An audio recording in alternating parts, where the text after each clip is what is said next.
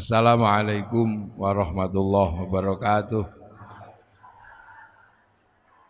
Bismillah, alhamdulillah, wassalatu wassalamu ala rasulillah Sayyidina Muhammad ibn Abdillah wa ala alihi wa ashabihi wa azwajihi wa dhurriyyatihi wa ahli baitihi wa man tabi'ahum bi ihsan ila yaumil qiyamah.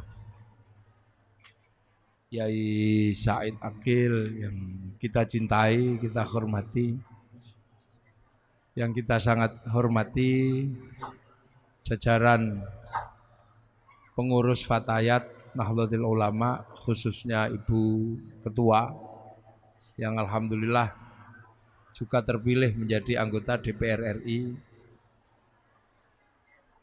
Ibu Muhaimin yang saya hormati, Ibu Profesor belum yang saya hormati, Duta Besar, jajaran tamu undangan, hadirin wal hadirat yang berbahagia.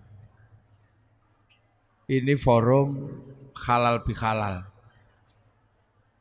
yang biasa dilakukan setelah bulan Ramadan atau bulan puasa. Alhamdulillah kita ini masih punya pelajaran dari pelajaran yang paling tua yang diberikan Allah kepada manusia. Jadi bulan puasa ini adalah pelajaran lama yang selalu diajarkan kepada manusia. Makanya Allah menyatakan dalam firman-Nya, kama kutiba alal ladzina min qablikum, seperti orang dulu aku wajibkan puasa. Jadi yang puasa itu bukan cuma generasi kita, orang dulu juga disuruh puasa. Nabi Adam puasa dikenal dengan nama Ayyamul Bid sama Ayyamus Sud, hari terang, tanggal 13, 14, 15 rembulan, 27, 28, 29 rembulan. Nabi Idris diajari puasa, tapi tidak bernyawa makanannya, mutih kalau orang sekarang. Nabi Nuh motong kayu sampai membuat kayu dalam keadaan puasa. Nabi Ibrahim puasa. Nabi Musa naik ke Gunung Tursina puasa. Nabi Dawud sehari puasa, sehari tidak.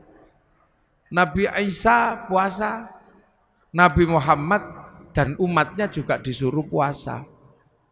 Makanya karena puasa ini peribadatan kuno, kama kutiba alal ladzina min qablikum, maka hampir seluruh manusia mengenal puasa.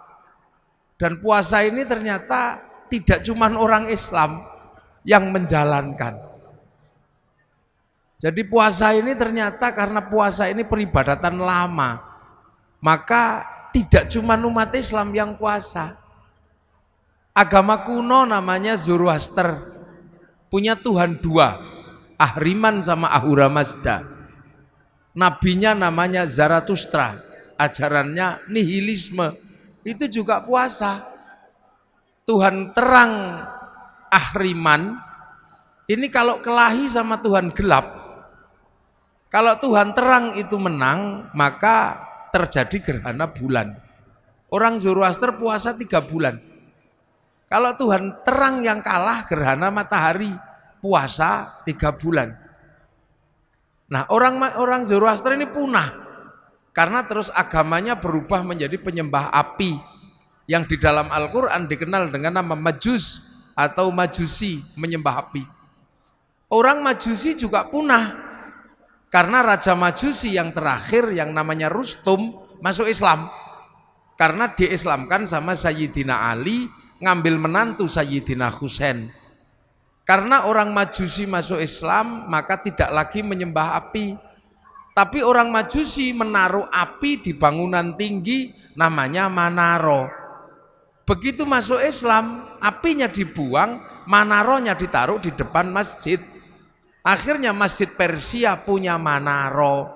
dan seluruh kaum muslimin melihat manaro di depan masjid itu bagus, maka kaum muslimin berlomba-lomba bikin manaro yang akhirnya sampai di Indonesia bernama menara. Itu sumbangan dari orang dari Majusi.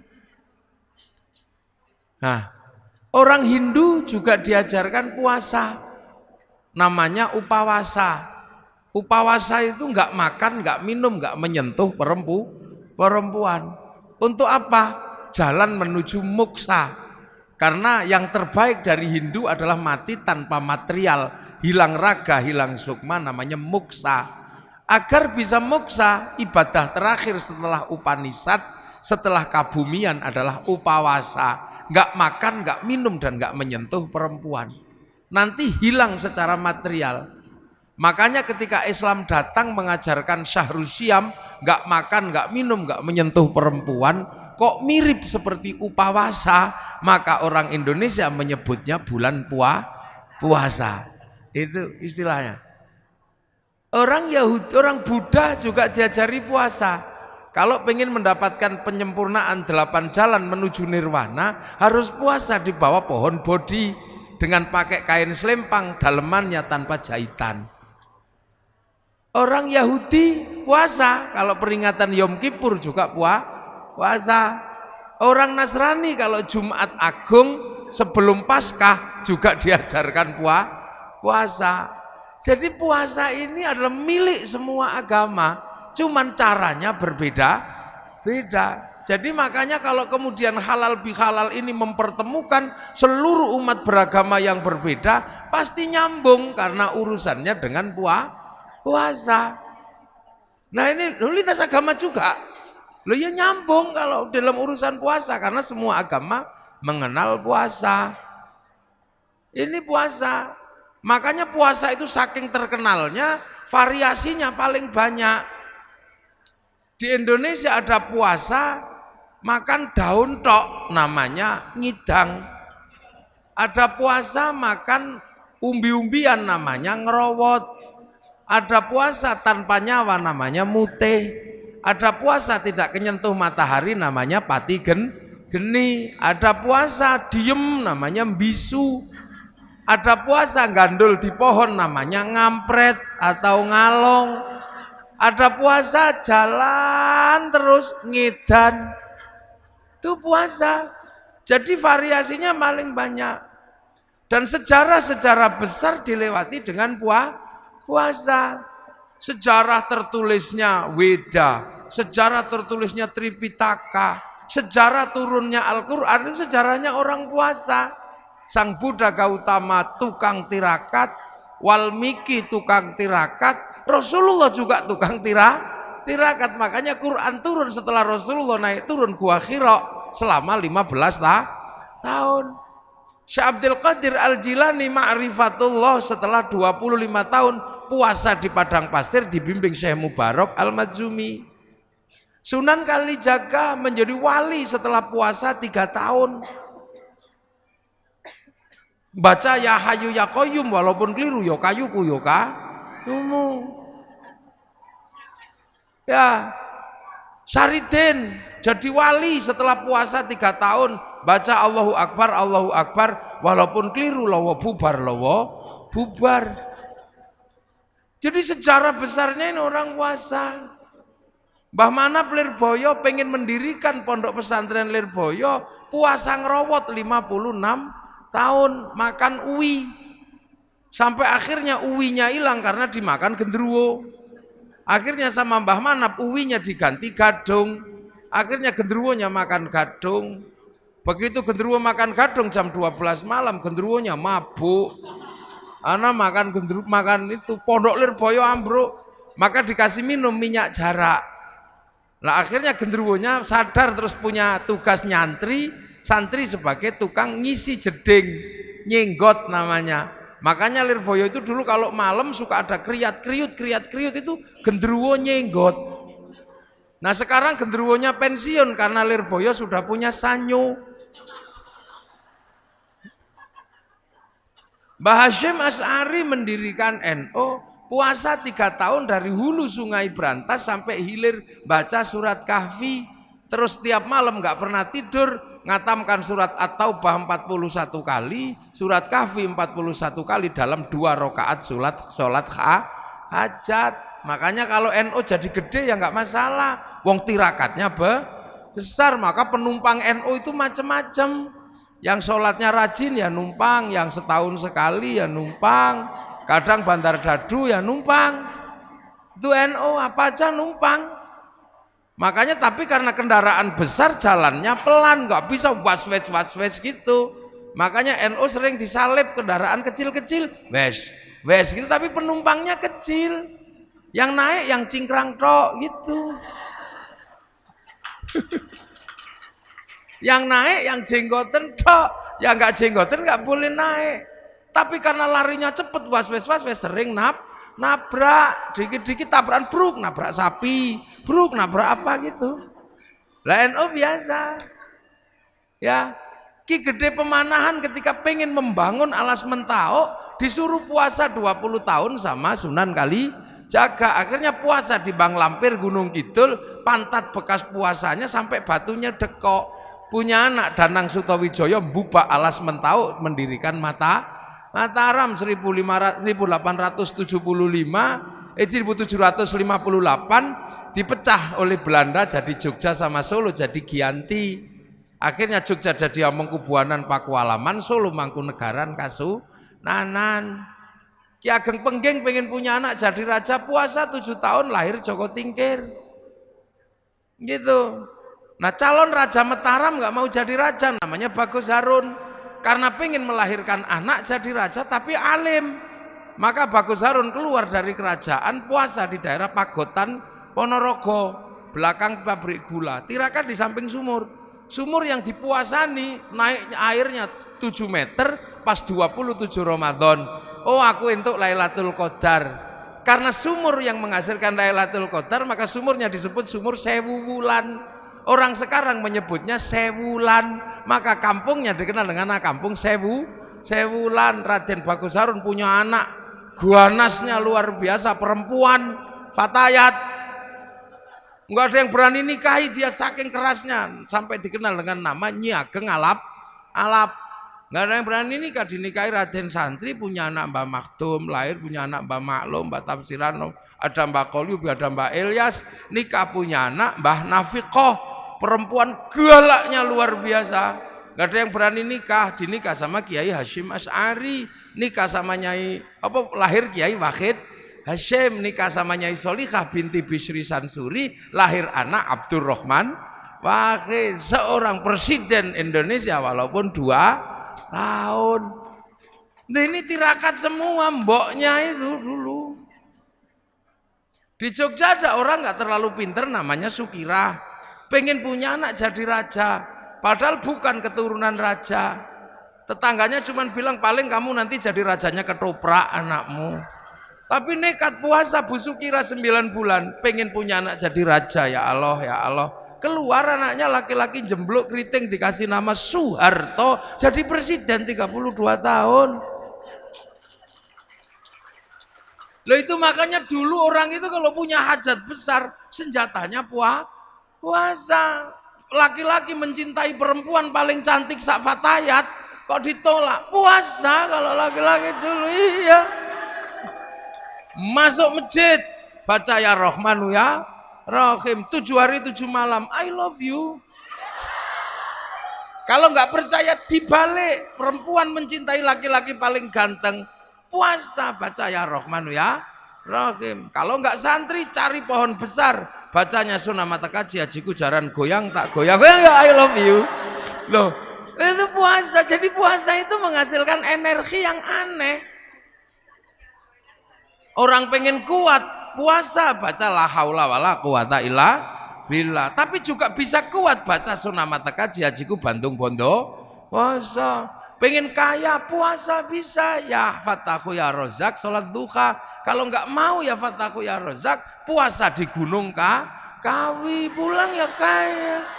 Nggak puasa. Loh makanya puasa ini punya energi yang universal. Tidak perlu Islam, tidak perlu baik, seperti yang dinyatakan oleh Ya Isa, itu hikmah itu tidak pandang bulu. Dan puasa itu mampu melahirkan hikmah tersendiri. Dukun santet kalau puasanya kuat, santetnya juga teksek. Dia. Makanya ini puasa. Dulu nenek moyang kita hobinya puasa. Dan yang ngerti puasa bukan cuma manusia. Ayam juga ngerti puasa.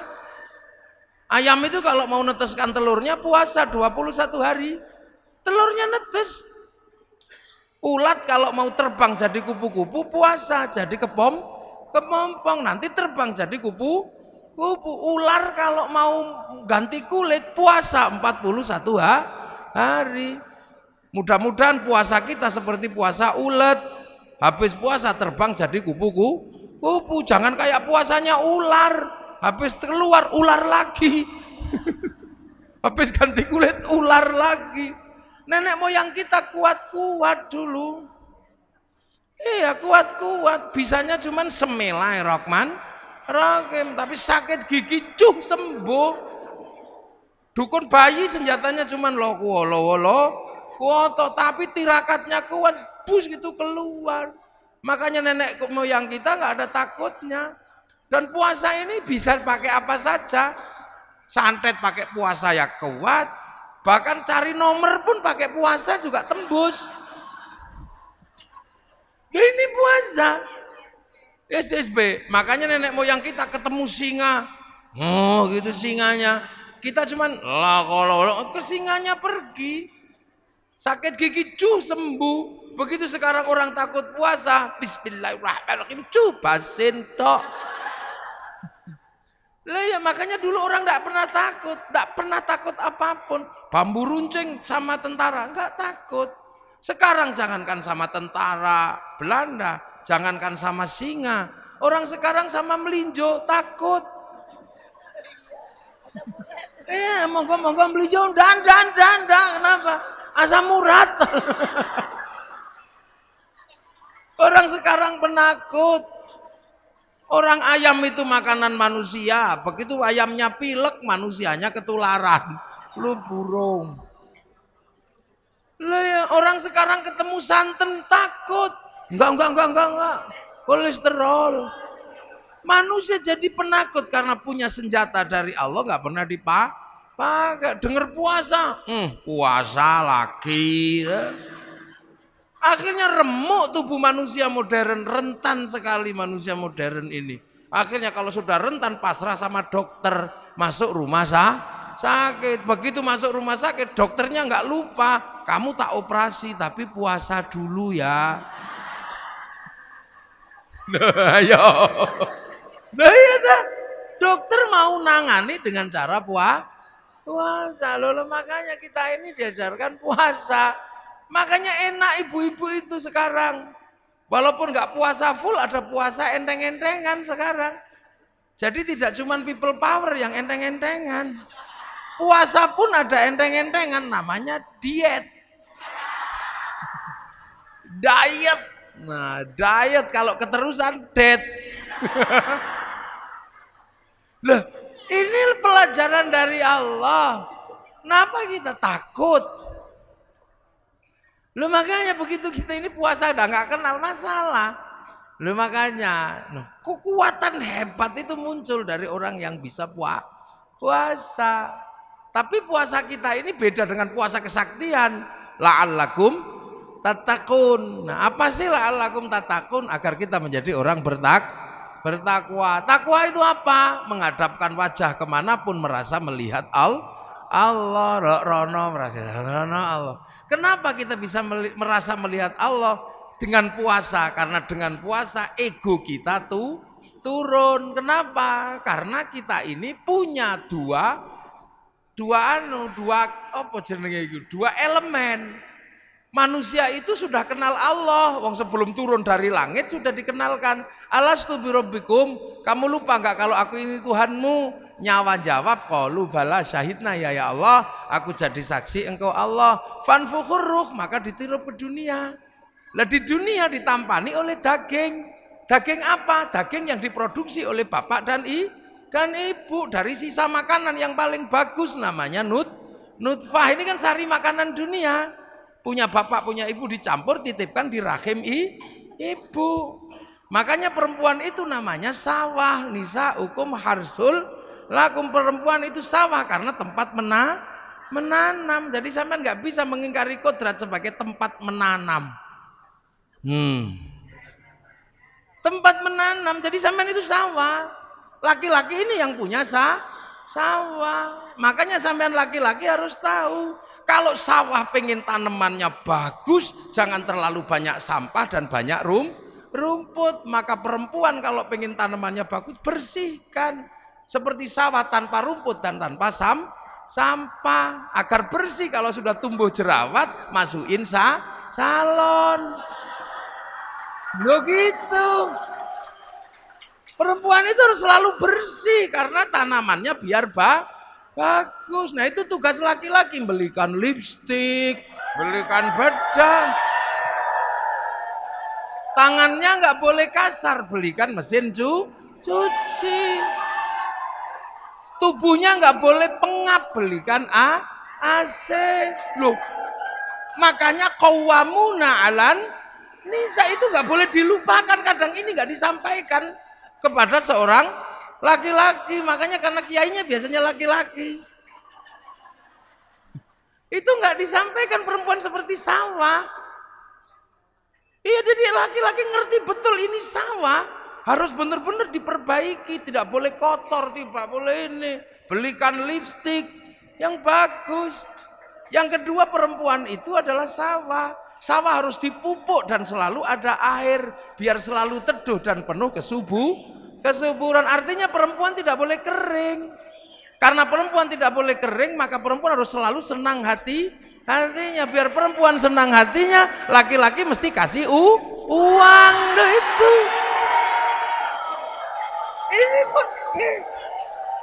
Ini sebab pembelajaran buat laki-laki ini. Iya ini, nggak apa-apa biar dia belajar. Ya ini pembelajaran. Biar nanti pulang ngomong sama suaminya, kata kiai, saya ini sawah, saya terima ditanami, tapi tolong dong airi dan kasih kesuburan. Gitu. Perempuan itu sawah, kalau lagi ditanami nggak boleh dibakar, maka perempuan nggak boleh dimarahi. Harus dikasih sayangi, lo bener. Lo iya, kalau perempuan dimarahi emosi. Kalau emosi jantungnya ini di bawah payudara, jantungnya panas, payudaranya mendidih. Air susu nih ibarat santan blondo. Diminum bayi beler. Makanya kalau teteknya nggak sehat, bayinya bengek. Maka ada istilah tetek bengek. Loh ini pakai. Loh ini harus benar-benar ditanam dulu. Karena kalau ini tidak selesai, maka urusan yang lain tidak selesai. Karena tanaman ini yang menentukan masa depan bangsa. Almar'atu imadul bilad. Idza saluhat saluhal bilad. Idza fasadat fasadal. Perempuan ini tiang negara karena melahirkan anak. Lah anak itu adalah kelanjutan estafeta manusia memikul bangsa dan negara. Nanemnya harus kuat, maka sawahnya harus subur. Maka kalau dimarahi biasa aja laki-laki itu.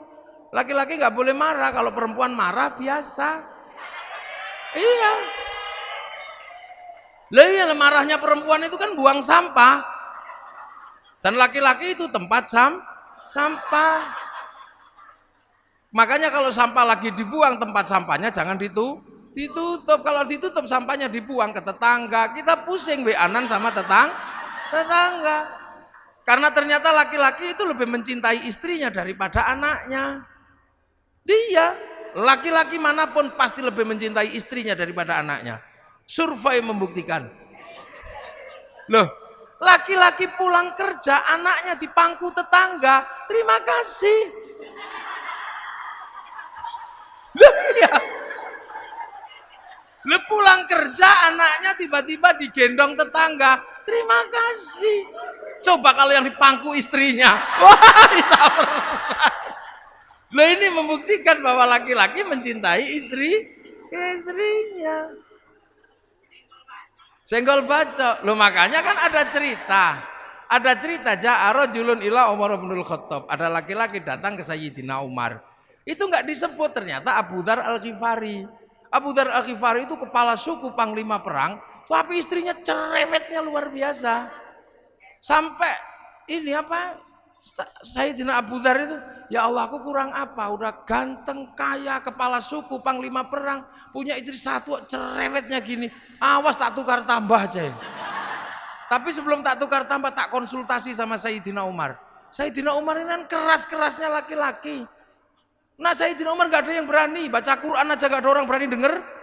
Sayyidina Umar kalau baca Quran, Bismillahirrahmanirrahim, Alhamdulillahirabbil alamin. Sayyidina Umar. Kalau yang Bismillahirrahmanirrahim, kenapa tadi nggak bilang Allah? Nah berarti nggak cocok memang, keras-keras. Bismillahirrahmanirrahim. Itu Sayyidina Ali. Kalau Sayyidina Ali, Bismillahirrahmanirrahim. Allah. Kalau khutbah itu pedangnya, ittaqillah. Sak masjid gini semua. Makanya saking kerasnya Sayyidina Umar, ketika Sayyidina Umar meninggal, Sayyidina Ali nadar. Orang kok kerasnya kayak gini, kalau mati ditanya malaikat Mungkar Nakir jawabnya apa? Maka meninggalnya Sayyidina Umar, kuburannya di kuping sama Sayyidina Ali. Karena sama-sama walinya ya denger. Assalamualaikum, salam. Malaikat Mungkar Nakir kaget. Salam, siapa itu? Mungkar Nakir ya Umar. Ada apa? Ya mau nanya ya Umar. Nanya apa? Ya marrobuka. Ya Allah. Apalagi udah itu aja gak jadi. Loh, itu maka Sayyidina Abu Dzar ini mau curhat ke Sayyidina Umar. Baru mau curhat tentang perempuannya yang cerewet. Sampai di dalam rumah dengar ada perempuan ngomel. Ternyata Bunyai Atikoh lagi ngomeli Sayyidina Umar. Sayyidina Abu Dzar podo tiba. Selesai ngomel, Assalamualaikum, salam. Siapa itu? Abu Dzar ya Umar. Ada apa? Kok tumben-tumben suruhnya sini? Gak jadi, sama aja katanya. Loh. Akhirnya Abu Dzar ini kan nanya, ya Umar, ternyata kamu kok tahan istrimu ngomel seperti itu? Kok kamu tahan? Ya, aku harus tahan. Karena memang istriku setiap hari ngomel. Tapi ngomelnya istriku tidak sebanding dengan kasih sayangnya pada anak-anak dan keluarga. Ya makslub gitu. Coba kalau jawabannya iya kayak radio rusak, ngomel lagi. Nah inilah. Maka ini tiang negara. Makanya jangan ngomel. Karena jadi perempuan itu ternyata nggak enak. Ini saya punya pengalaman. Saya pernah jadi perempuan sehari semalam. Yakin saya pernah jadi perempuan sehari semalam. Gara-gara istri saya tak omeli nantang. Wah anak begini kocar-kacir seluruh rumah. Padahal yang bantu juga sudah banyak. Mas jangan ngomong gitu. Kamu belum ngerasain jadi perempuan. Nggak enak jadi perempuan itu. Akhirnya saya emosi. Ya sudah gantian saya yang jadi perempuan. Ya sudah hitam di atas putih saya sama istri saya. Saya jadi perempuan sehari semalam 24 jam. Teken saya. Nanti jam 2 malam kamu harus minggat dari rumah ini. Akhirnya tak suruh pergi istri saya jam 12 malam. Kasih duit 10 juta. Iya. Kamu pergi dari rumah ini malam hari ini. Jangan sampai anak-anak bangun. Nanti kalau saya nggak tahan kamu tak telepon. Iya. Pernah itu. Wah akhirnya istri saya udah pergi. Saya ini gagah mau jadi perempuan. Subuh-subuh anak saya kan nggak bangun. Akhirnya saya nyontoh istri saya. Nak bangun, nak. Ya nggak ada yang denger. Itu kan pekerjaan istri saya pidato kalau pagi-pagi. Saya yang pidato, nggak ada yang denger. Biasanya istri saya kalau anaknya nggak bangun dicubit. Saya ikut nyubit. Kalau dicubit sama ibunya bangun, dicubit saya ditendang kepala saya. Wah, akhirnya nggak bangun. Gagal saya udah mulai pusing. Ada yang turun bawa pempes. Kepala saya udah sak helm rasanya. Habis itu mandikan, disemproti biasanya istri saya. Saya ikut nyemproti, ngamuk kepanasan. Ada yang kedinginan, tapi itu jejer didulang, gini satu-satu. Ada yang kegedean, disembur ke, diuncal no. Stres saya jam 7 akhirnya mau sekolah, gagal semua. Gak ada yang mau sekolah. Habis itu rumah berantakan, TV pecah, remote kocar kacir sudah. Jam 1:30 saya minta ampun sama Dek, pulanglah. Nyerah aku, nyerah. Akhirnya dia ketawa, iya aku sudah di samping rumah karena engkau pasti gak tahan. Iya wis nyerah, tak cekel tangannya begitu sampai rumah, ambung ping 7 udah. Sudah itu, ini ngerti semua ini anak-anak, bang ini ngomongan saya itu 1, 2 itu. Betapa kerasnya istri saya, tapi saya nggak tahan akhirnya, ampun saya. Akhirnya nyerah saya itu. Makanya tadi termasuk baju ini dia yang jahit. Karena saya ini hidupnya diurusi orang. Jadi ke sana diurus, hampir istriku itu jarang ngurusi saya. Maka cuman dia bilang, engkau boleh diurus sama siapa mas, tapi saya minta satu, biar urusan bajumu dan sarungmu urusanku. Biar nanti kalau engkau masuk surga aku tak bisa gandol katanya. Mana itu aja. Karena itu aja dia minta. Akhirnya ini sarung, ini dia yang jahit. Saya baru ngerti ternyata yang dijahit itu apa? Selimut. Jadi kemarin waktu di hotel baru tak samain gini, sama ternyata kain.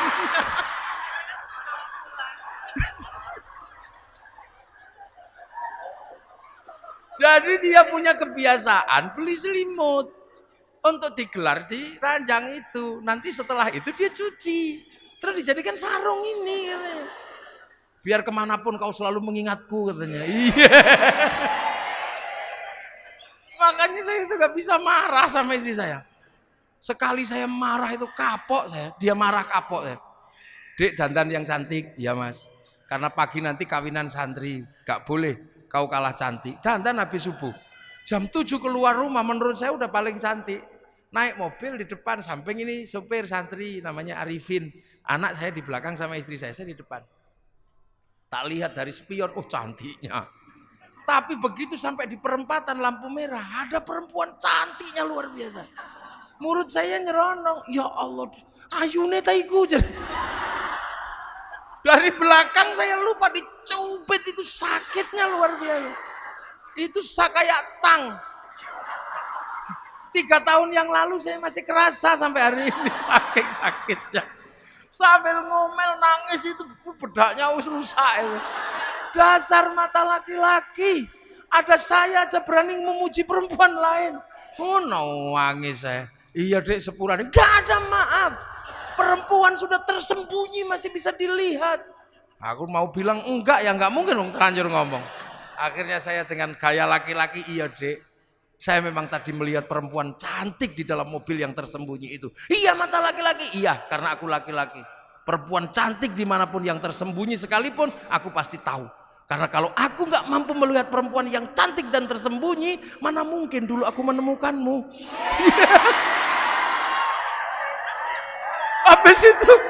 Habis itu kendor ini.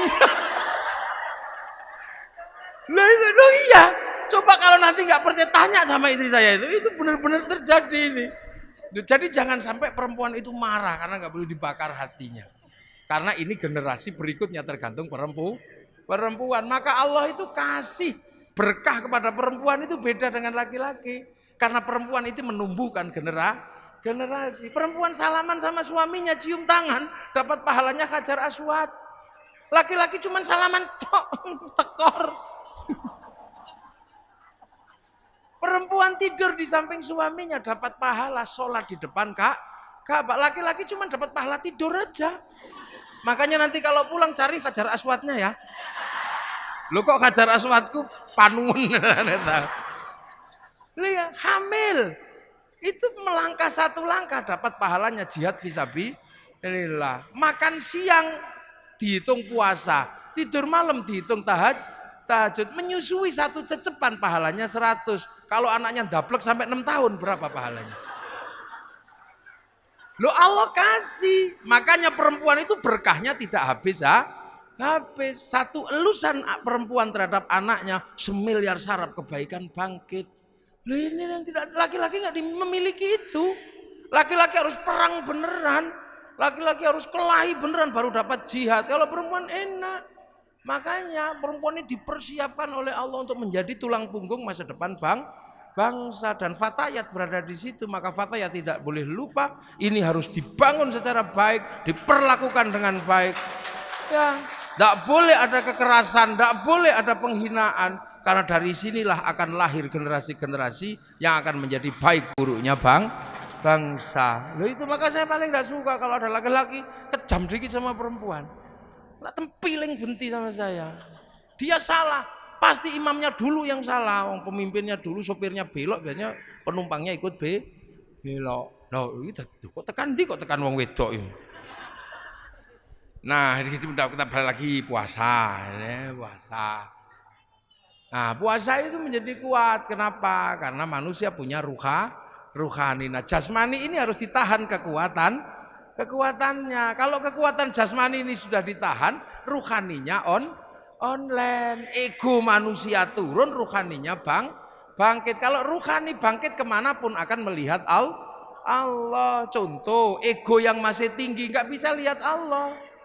Perempuan gendut gitu, laki-laki langsung bilang, wah, dream itu. Nah, nyawa kita yang di dalam merekam. Karena manusia itu sebenarnya punya titipannya nyawa, persis seperti padi, persis seperti pisang. Pisang itu punya titipan pisang yang harus dikelola oleh pohon pisang. Beras itu tergantung pohon padi.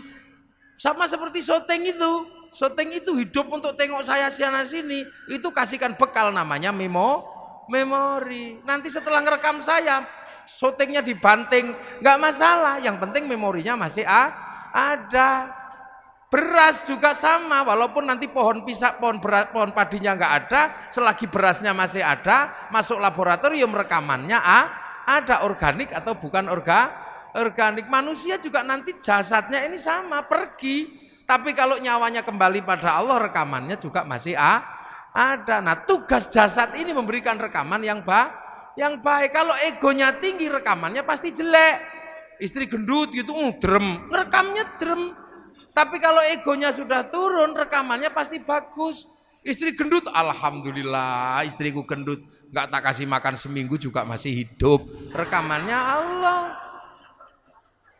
Iya, sendal hilang gitu. Kalau egonya tinggi, oh kambing ini. Akhirnya yang direkam adalah kambing. Tapi kalau egonya turun, sandalnya hilang, masya Allah, akhirnya direkam masya Allah. Berarti begitu besok rekamannya dikembalikan pada Allah. Loh kok ada kambingnya? Karena pernah rekam kambing dipanggil, Beng, kok kamu ada dalam rekaman hati orang ini? Ya Allah, dia mitnah saya nyuri sendal. Padahal kan dia tahu nggak ada kambing nyuri sendal. Saya nggak terima, neraka. Makanya orang kalau egonya turun, rekamannya Allah. Lihat ayam naik masjid, alhamdulillah ya Allah, ayam naik masjid. Kok belum begitu jerot, alhamdulillah ya Allah, santriku bisa praktek toharoh, membersihkan telek dari atas masjid. Karena kalau tidak ada telek naik ke masjid, santri nggak bisa praktek toharoh, wong kiai nggak boleh bawa telek ke atas masjid tuh. Rekamannya Allah terus.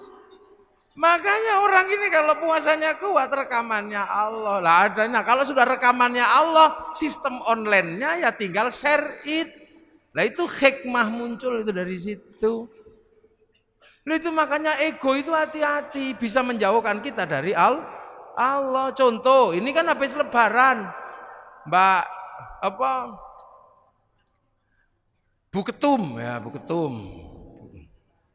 Mbak Anggi, aslinya mana? Sragen. Nah di Sragen itu ada ayam goreng. Jaya Sragen itu ada ayam goreng. Mungkin karena sudah lama di Jakarta, pengen ayam goreng Sragen.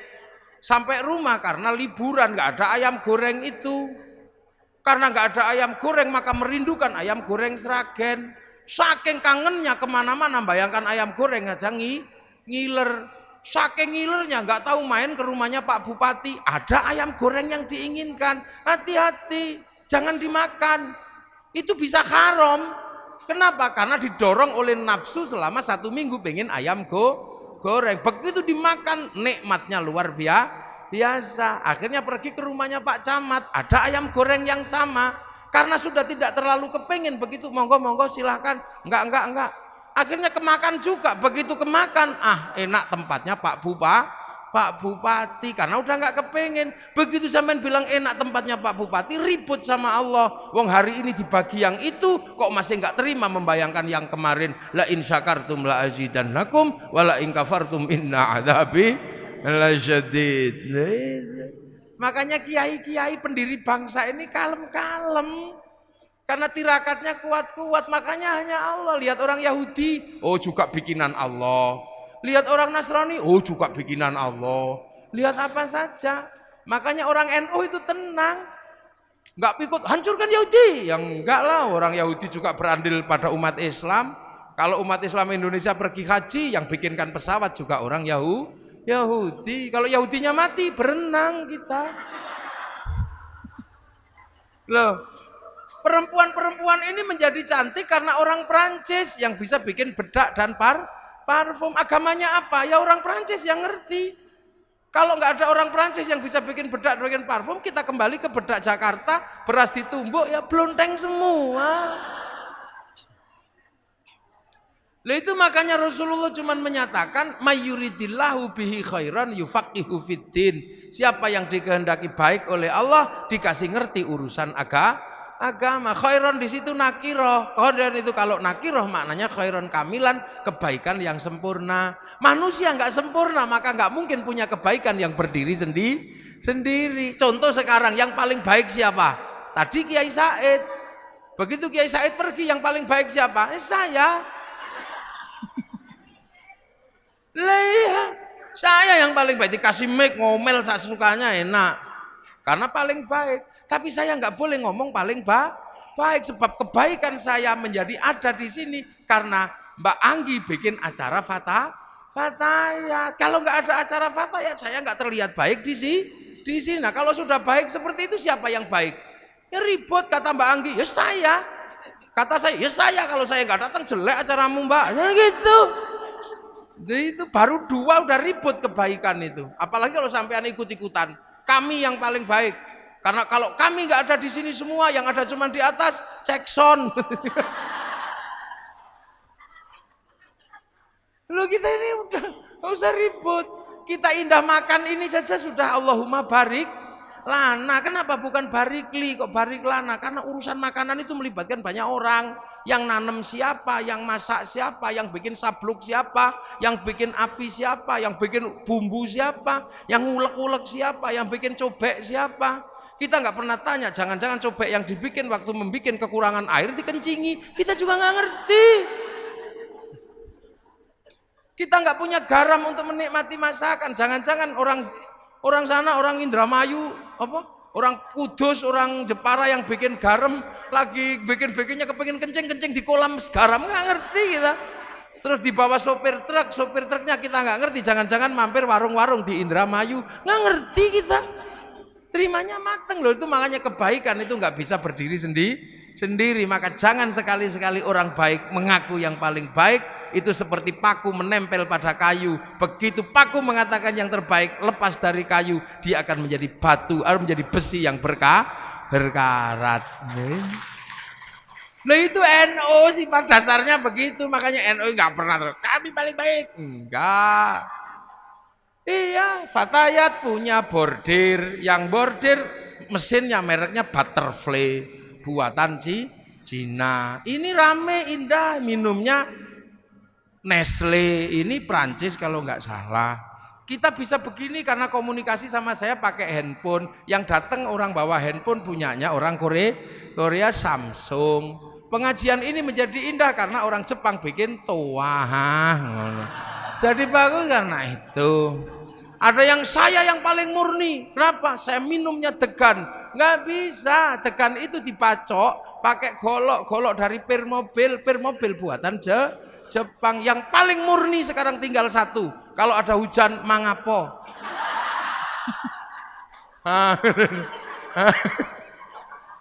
Loh, sifat dasar NU dan Kiai itu seperti itu. Maka jangan salah paham. Hancurkan Yahudi, renang kita. Wong Pak Habibie suruh bikin pesawat gak jadi-jadi. Wong namanya tetuko, sing teko ra tuku-tuku, sing tuku ra teko-teko. Ya itulah makanya halal bihalal ini sesungguhnya adalah wujud dari kehidupan kita yang nggak bisa berdiri sendiri. Itu loh, ada orang mana, orang Eropa yang gagahnya seperti itu. Kalau musim panas, musim dingin lari ke Indonesia. Kalau musim gugur dia cari buah dari Indonesia, dari negara yang biasa aja. Jadi nah inilah kehidupan kita, mudah-mudahan halal bihalal kita kali ini menjadi makna baru bahwa kehidupan manusia adalah kehidupan bersama yang nggak mungkin dipisah-pisah, bahwa kebersamaan itu tercermin dari Indonesia dan berhasil dengan cara seperti ini. Hasilnya apa? Arab satu bangsa pecah jadi puluhan negara, Eropa satu bangsa pecah puluhan negara, kita puluhan bangsa mampu bersatu dalam satu negara kesatuan Republik Indonesia. Demikian yang bisa saya sampaikan, semoga ada manfaatnya. Assalamualaikum warahmatullahi wabarakatuh.